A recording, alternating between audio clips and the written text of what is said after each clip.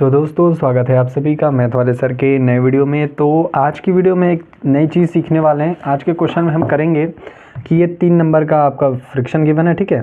तो इस भिन्न का हमें सरलतम रूप बताना है, ठीक है।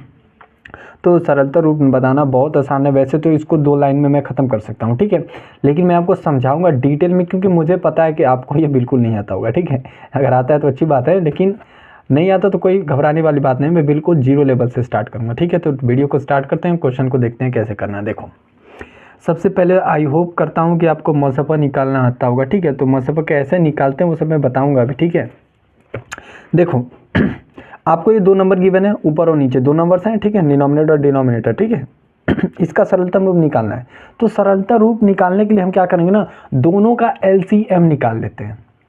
तो एलसीएम निकालने के बहुत सारे तरीके होते हैं। चलिए भाग विधि से निकाल के देख लेते हैं, ठीक है। तो भाग विधि में हम करते हैं कि दोनों नंबरों में से देखते हैं बड़ा कौन है। तो बड़े वाले को छोटे वाले से भाग दे देते हैं।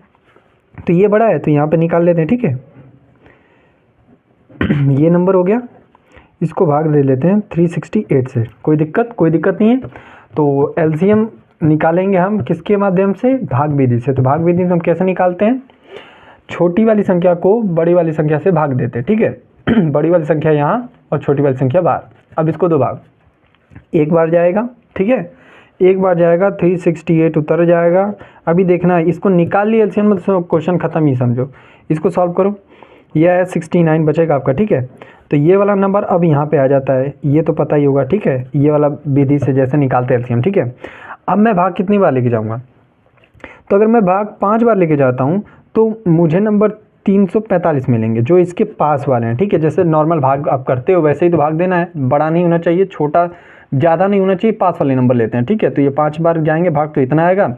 इसको सिंपली कर लेते हैं माइनस, तो इसको आप माइनस कर लेते हैं तो आपका बचेगा 23, ठीक है। तो ये 69 यहाँ पे आ गया। अब बताओ 23 के पारे में 69 कितने बार में आता है, 3 बार में, और ये 69 कैंसिल हो गया, ठीक है।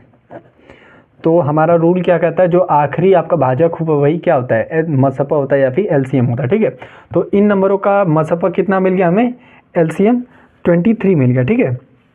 अब ध्यान से देखो, अब हमें करना ये है, पहले तो लिख लेते हैं जो आया।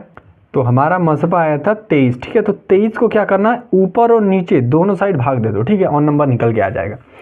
अब भाग देना भी आसान है, ठीक है, घबराना मत। इसको देखो, पहले इसको उतारो जैसे ये लिखा हुआ है, ठीक है।